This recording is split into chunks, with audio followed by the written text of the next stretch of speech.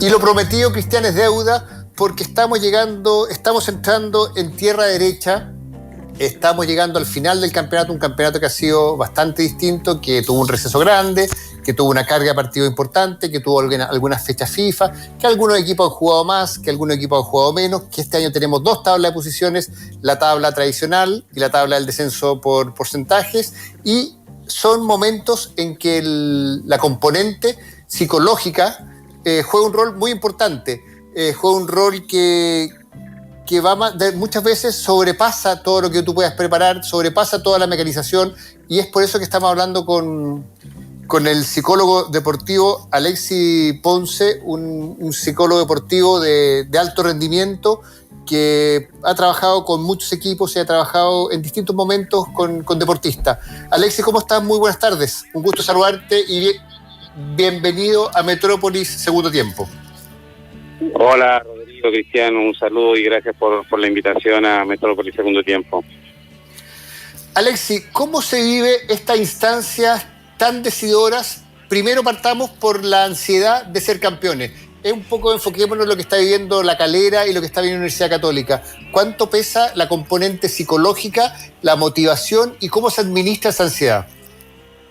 Sí, mira, eso pesa siempre, no es en este momento que pese más. Yo sé que a veces el público, la gente entiende que cuando te acercas al objetivo pesa un poco más, pero la verdad que es un componente que siempre está presente. Muchos planteles, muchos equipos se proponen a principio de temporada a lo mejor estar en esta instancia. Por lo tanto, hay una preparación habitual, común, normal, por decirlo de algún modo, que siempre está ahí. En estos momentos se supone que hay un trabajo previo desde esta área, ya sea que exista un profesional concreto, como pasa en Católica, como pasa en Calera, que hay colegas que trabajan allá, y que evidentemente durante un largo torneo, un torneo muy extraño, muy atípico, que espero no se vuelva a repetir, han tenido que salir adelante en muchos momentos y en muchas dificultades. La ansiedad es algo normal, es algo esperable, es algo natural, que no tiene que sacarnos, entre comillas, de lo que hacemos habitualmente, que a veces donde hay uno siente que el equipo no está jugando de la misma manera, ahí la ansiedad empieza a ser compleja, cuando no hacemos lo mismo que hemos estado entrenando. Tengo derecho a estar ansioso, pero no tengo derecho a cambiar el estilo, la forma que hemos trabajado durante mucho tiempo. Alexis, sí, claro, yo entiendo que la ansiedad siempre está constante, que los equipos, tanto La Calera como la Universidad Católica, trabajan con psicólogos. Yo conozco al de la Universidad Católica, pero claro, llega un momento en que tú, por mucho que trabajes, el rol del entrenador, cómo tiene que canalizar y cómo tiene que administrar toda esa fuerza, toda esa ansiedad que muchas veces sobrepasa todo lo deportivo. Yo creo que hoy día existe, ¿cierto?, una idea del entrenamiento como algo habitual. Efectivamente, conocemos al colega de Católica que lleva muchos años. Yo tuve la oportunidad de estudiar con él el primer año de la carrera, después se vino a Santiago, siempre estamos en contacto con Sergio, y es un proceso habitual, no aparece ahora, y en ese sentido el entrenador utiliza herramientas psicológicas que muchas veces el propio psicólogo le da al técnico, y después entender un poco de lo que nos pasa. Cada uno manifiesta ansiedad de distinta manera. Algunos tienen dificultades para dormir, otros comen poco o comen mucho, o tienen temas de concentración. Toda esa sintomatología normalmente tiene una manera de ser abordada desde el entrenamiento mental habitual. Y ahí está el trabajo previo. Por eso a veces tampoco resulta porque nos piden que seamos medio mágicos, ¿no?, de que lleguemos en un momento a resolver el problema. Por eso esto requiere un trabajo constante y permanente. Y los clubes que lo tienen, finalmente se van notando. Yo siempre creo que la paradoja del trabajo nuestro es que cuando existe no se nota, como que todas las cosas fluyen de manera normal, y se nota mucho cuando no existe, y ahí creo que es una tarea nuestra de seguir trabajando. Los entrenadores tienen herramientas, los jugadores hay que darle herramientas para que manejen estos momentos y que entiendan que estar distinto no es estar mal. Yo no espero que los jugadores hoy día, que están jugando cosas importantes en las distintas divisiones, en los distintos momentos, estén igual que hace 2 o 3 meses atrás. Tienen que estar distintos, pero estar distinto no es estar mal, que a veces hacemos sinónimo ahí y nos equivocamos. Alexis, justamente a propósito de eso que estás comentando, ¿cómo has visto tú en general en la industria del fútbol, los clubes futbolistas en esta época de pandemia, ¿cierto? Pasamos prácticamente todo el año pasado en pandemia y no sabemos cuánto más esto se va a alargar con toda la exigencia que ha significado para los clubes y a los mismos futbolistas no poder entrenar presencialmente, tener que adaptarse a metodologías que son a través del computador, ¿no?, del Zoom, recomendaciones que vienen vía correo o a través del WhatsApp. ¿Cómo has visto tú la reacción de, en general, algunos? ¿Qué te ha llamado más la atención? ¿Tienen miedo, tienen temor a lesionarse, como ha pasado mucho? y apelamos mucho al nivel de como profesionalismo de todo esto. Nos ha sorprendido a todos, a los profesionales que trabajamos en el deporte, a los propios deportistas, a los entrenadores. Imagínense ustedes mismos los medios deportivos que no tienen a veces el acceso a los lugares para poder conversar, hablar, tener las opiniones. Yo creo que este ha sido un año de mucha adaptación, de mucho aprendizaje. Y eso algunos lo han llevado bastante bien. Creo que hay cosas que llegaron y se van a quedar y se van a mantener en el futuro, independiente de que superemos la pandemia. Y en ese sentido ha sido como educar de nuevo en algunos ámbitos y en algunos procesos. Ellos siempre sintieron que no era lo mismo, pero yo siempre sentí, era una cosa que les transmitía a los deportistas con los que trabajo, que creo que ser deportista en pandemia es una ventaja. El deportista en general es una persona ordenada, tiene disciplina, está acostumbrado a cierta rutina. Por lo tanto, lo que le pedíamos era un contexto distinto, ellos estaban más preparados. Toleran la frustración muchas veces, ¿no?, de que preparan un partido, no la resulta, pierden. Hoy día la frustración era de estar en la casa, de no poder salir, de no poder encontrarme. Creo que fue un catalizador y también tratamos de mostrarle, por lo menos con los trabajos que hacíamos, de que ellos tenían herramientas para enfrentar una situación que para todos ha sido absolutamente compleja y una adaptación increíble durante el año 2020 y bueno, nos alcanza el 2021. Estamos conversando con Alexis Ponce, psicólogo deportivo de alto rendimiento. Alexis, por momentos se te va un poquito la onda. ¿Puedes hablarle al micrófono para que se escuche bien? Porque es un tema muy interesante y que nos importa mucho. Alexis, ya conversábamos un poco de lo que está pasando en los equipos que están peleando en la parte alta de la tabla por el título. Pero también tenemos 5 o 6 equipos que están peleando por el descenso y hay 2 equipos grandes que están peleando en zona del descenso, que son Colo-Colo y que son la U. Y todo el mundo dice, bueno, ¿cómo ellos van a estar peleando si son jugadores de mucha jerarquía? Pero claro, son jugadores que están acostumbrados a pelear por cosas grandes. Pero cuando tú tienes el fantasma del descenso, tienes otras presiones. ¿Cómo se trabaja y cómo se puede reforzar y ese temor tan grande que es el descenso? Sí, ahí yo creo que cambia un poco la perspectiva, Rodrigo, porque efectivamente ningún equipo se prepara para pelear el descenso, ¿no? Todos buscan un objetivo distinto en un nivel más positivo. Y equipos grandes que históricamente no han estado en estas situaciones, o jugadores que no han tenido esta experiencia, evidentemente que sienten la presión, además de toda la como presión mediática. Aquí es focalizar la tarea, tratar de cómo mejoramos las cosas futbolísticas. Además, en un contexto que ustedes mismos ya lo comentaban en el bloque anterior, ¿no? Equipos que están jugando muchos partidos seguidos en muy poco tiempo, donde el aspecto físico sufre, pero también el aspecto mental. No hay tiempo a veces para preparar. Yo creo que hoy día hay una altísima demanda de esos jugadores, de esos cuerpos técnicos, y aquellos que vengan con el soporte mental, con el soporte de trabajo, con la preparación, lo van a saber llevar mejor, entendiendo que lo que muchas veces uno le dice al futbolista, en 10 segundos se gana o se pierde un partido. Entonces, estar concentrado permanentemente es una tremenda exigencia para la cual se requiere un proceso de entrenamiento mental. Alexis, ¿cuánto puede influir y cuánto puede ayudar cosas que están lejísimos de lo que planteas tú, que es el trabajo, la metodología, del reforzamiento positivo, de la mentalización, que, por ejemplo, se plante una ruda en lo anímico? Puede influir, o sea, yo creo que no suma nada, yo creo que eso es más que nada una cábala, pero llega el minuto de la desesperación, te lo grafico en la ruda, pero hay 10.000 cosas que se hacen para tratar de cambiar el ambiente, para tratar de mejorar el ambiente. Ese tipo de cosas, ¿tú crees que pueden ayudar en algo, que suman en algo, o son definitivamente son esoterismos que hay que dejarlos pasar y el que le crea, le crea, y el que no le crea, no le crea? Mira, ha habido una evolución un poco en eso. Yo estoy de acuerdo con lo que tú dices, lo que me plantea, eso no sirve de nada, no ayuda en nada. No hay ningún planteamiento. No, yo lo dije, perdón, que vengan da uno, porque yo de verdad creo que no sirve para nada. Sí, somos dos. Es que no sirve para nada, Rodrigo, porque no hay ninguna cosa seria. A ver, nosotros somos psicólogos y trabajamos desde la ciencia. Entendemos que hay procesos que van a ocurrir. Lo único que nos ayuda un poco este tipo, dar 3 saltitos con el pie derecho, persinarme, besar la camiseta, entonces, una serie de rutinas, ayuda a que el deportista entre más confiado. El problema es cuando yo le doy poder a esa situación, cuando yo creo que plantando la ruda, dando 3 saltitos, entrando último, me va a ir mejor y no me preparo. Ahí es donde está el problema, donde de verdad funcionan como cábala, ¿no? La cábala es un poder que hoy día no existe, que no se entiende, que lo usamos como una manera ya última, ¿no? Todos tenemos, yo siempre digo, todos tenemos distintas creencias, no creemos en distintas cosas. Hay gente que lee el horóscopo y sale a la calle porque le dice que es un día maravilloso y va a encontrar el amor de su vida, y resulta que a los 10 minutos se pone a llover y no se topa con nadie. Y uno le dice, ¿por qué no leíste 10 centímetros más allá del mismo diario donde decía que el pronóstico del tiempo era lluvia? La gente cree en distintas cosas y es muy válido creer eso. pero no nos sirven. Entonces tiene un efecto como placebo inicial, que yo no le voy a quitar una cábala, una rutina al deportista, pero no le voy a dar ese poder.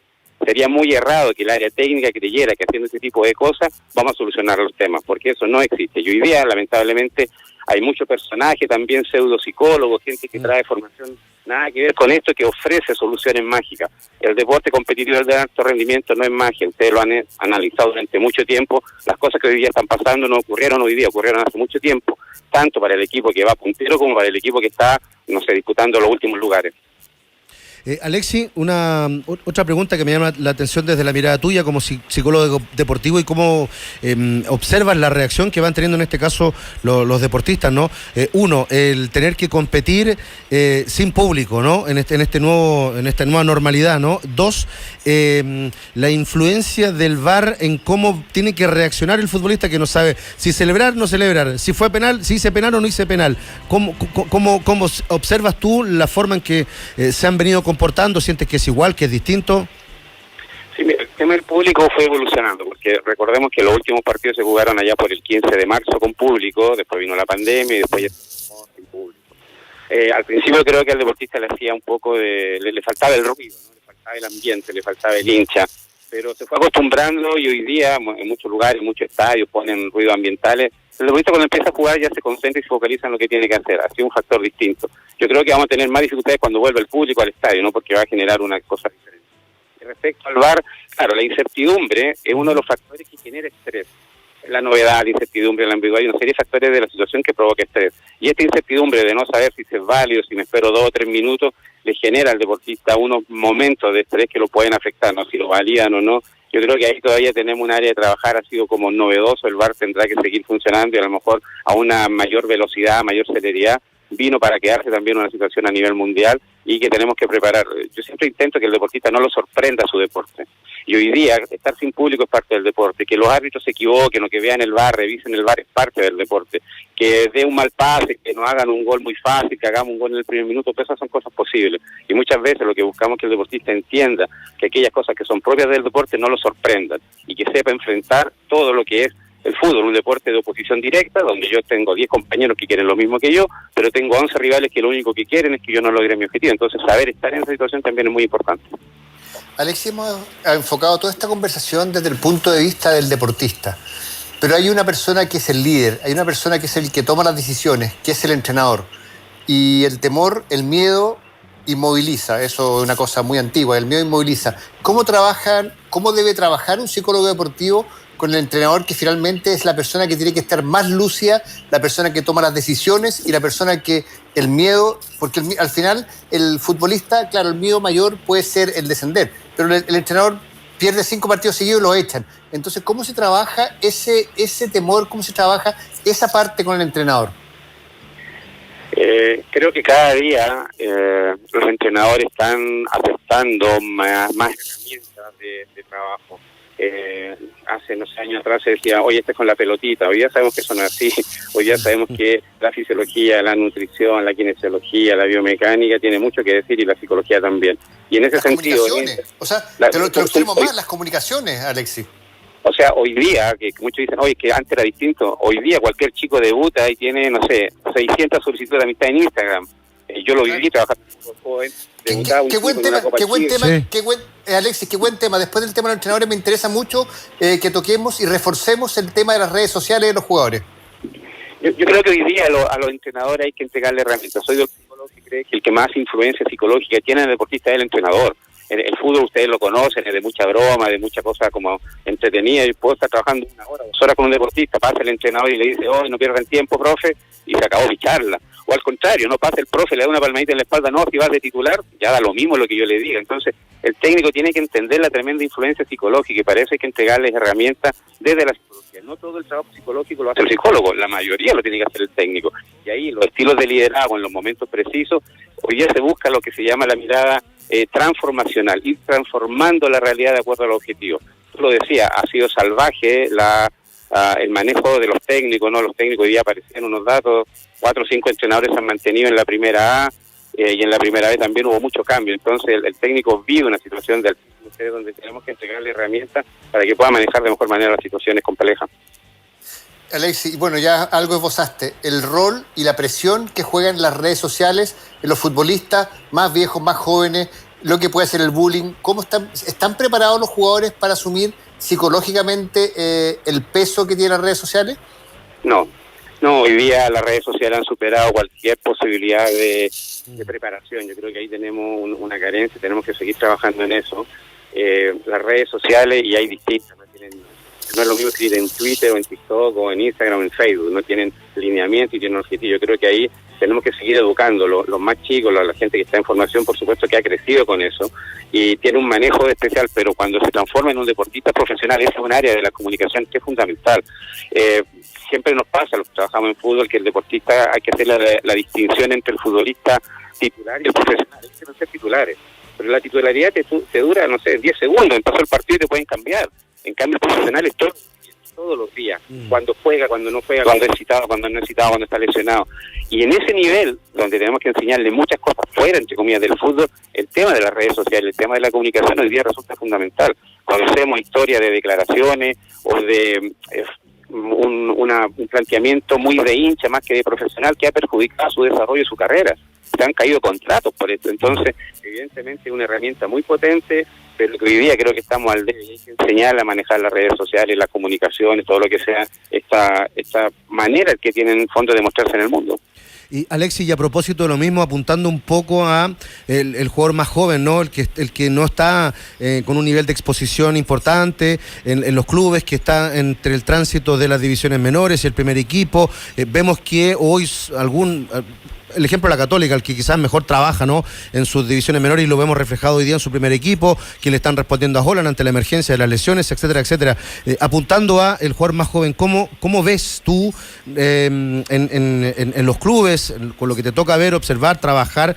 ¿Son muchachos que vienen con algún grado mayor de madurez, o ves que se repiten, por ejemplo, las mismas situaciones, no sé, de carencia, querer tener el mismo auto de X jugador que es titular, o quiero yo no pasar rapidito por acá y después irme a jugar a Europa?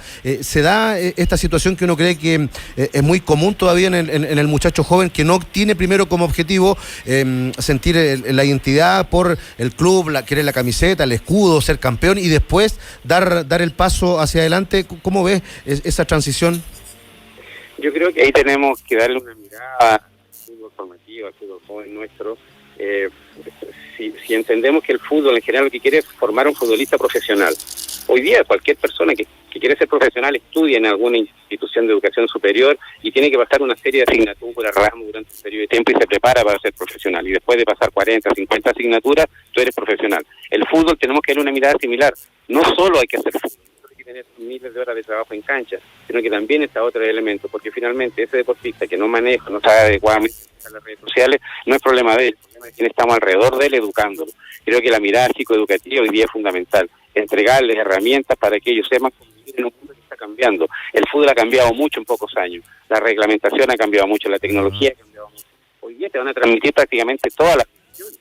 Hoy día no solo el fútbol, la primera A y algunos partidos, también permiten toda la primera A, el próximo año, el próximo torneo se pretende toda la B, la segunda división se transmite. O sea, hay una serie de elementos que han ido cambiando, y ahí la tarea es de los que estamos alrededor, los clubes, de tener una mirada más psicoeducativa a largo plazo para que este negocio, entre comillas, que es el fútbol, funcione en todo su ámbito.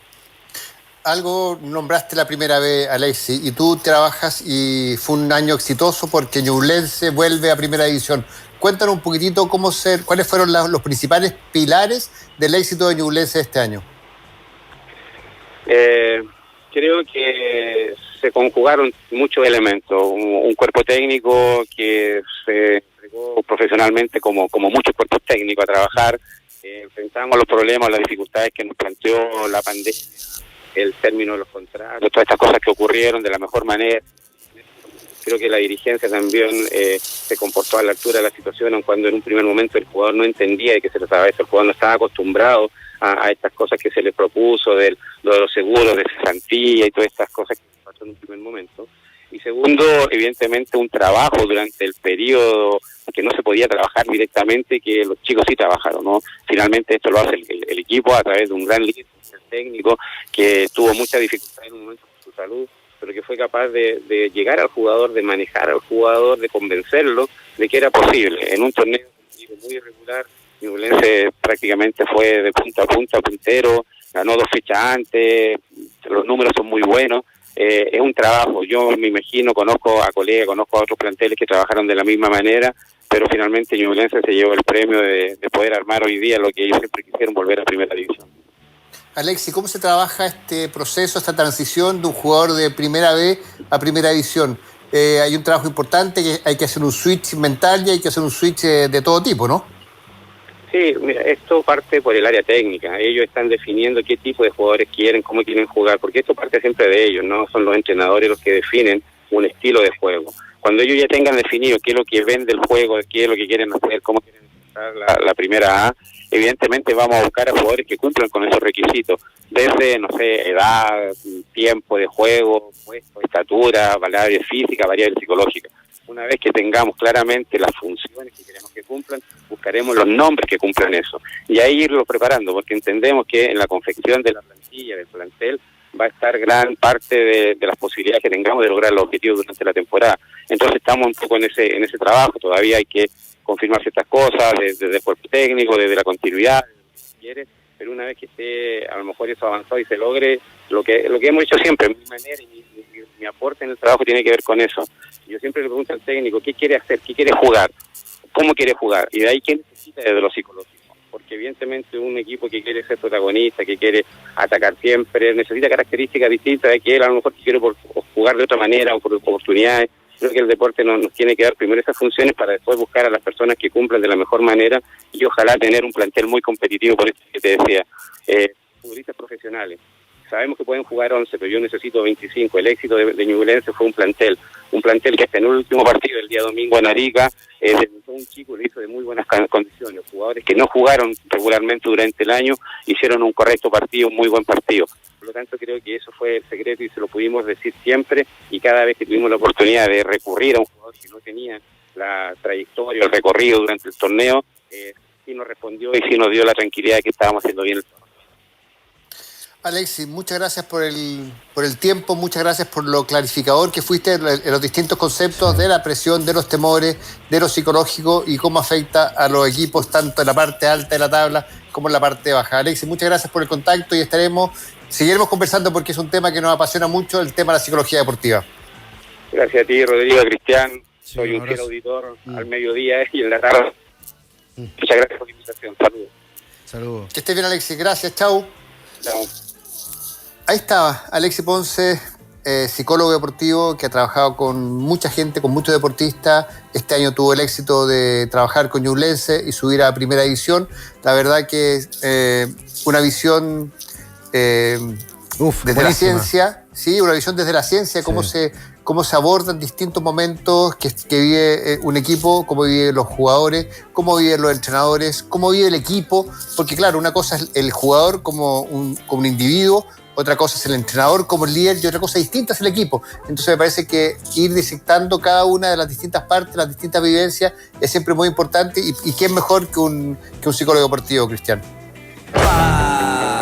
Tengo que correr, Rodrigo, tenemos que correr porque hay mucha información, pero vamos a ir con lo que está pasando, vamos actualizando a esta hora. Se juega la Supercopa de Italia, la Juve le ganó definitivamente por 2-0 al Napoli y se termina coronando campeón de esta Supercopa de Italia. Lo particular, lo histórico, Rodrigo, ¿sabes lo que es?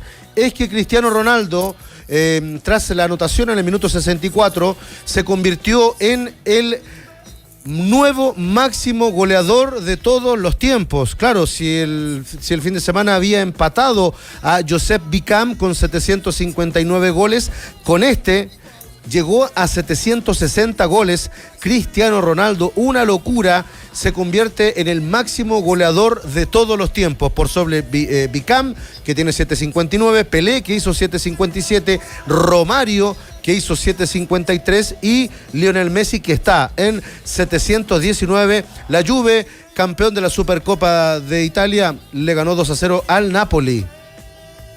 Ahí está, Cristian. La otra información de último minuto es que el Betis de Manuel Pellegrini está enfrentando al Celta de Vigo. Ganó el Betis 2-1 de Manuel Pellegrini, suma a 3, cosa que ya le da un poquito más de tranquilidad. Recordemos que en algún minuto el Betis estaba, no sé si complicado con que pudiera salir de de la dirección técnica Manuel Pellegrini, pero siempre sumar de a 3 es importante, y con estos 3 puntos el Betis queda en la 8ª posición con 26 puntos, y el Celta de Vigo queda en el puesto 11º con 23 puntos, Cristian. Coquimbo Unido tiene que jugar desde las 21:30 horas. Arranca la maratón para el cuadro pirata. Maratón, digo, de partidos para ponerse al día y luego rematar con la fecha 32, 33 y 34. Lo va a hacer desde las 21:30 horas en el Sánchez Rumoroso ante Curicó Unido. No hay formación ni tentativa, y no quiero especular, pero probablemente se parezca mucho a lo que ofreció el Coto Rivera el día sábado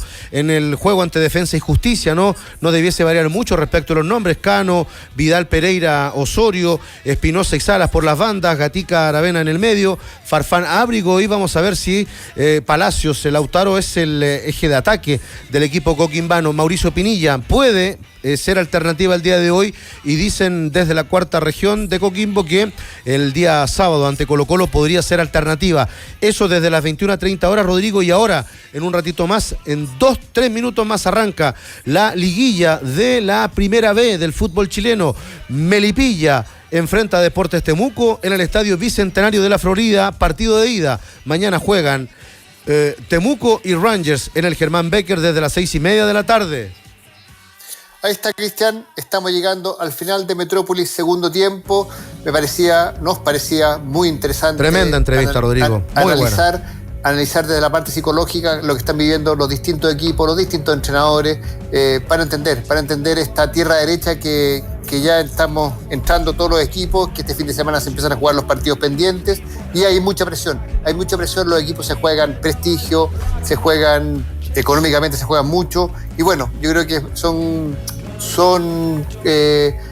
aristas que no siempre las tocamos, y me parecía muy bien que conversar con Alexis Ponce, psicólogo deportivo. Cristian, nos encontramos mañana a las 12 del día en Metrópolis Central con Felipe Bianchi, y nuevamente en Metrópolis segundo tiempo a las 6 de la tarde. Que estén muy bien, chao. Chao.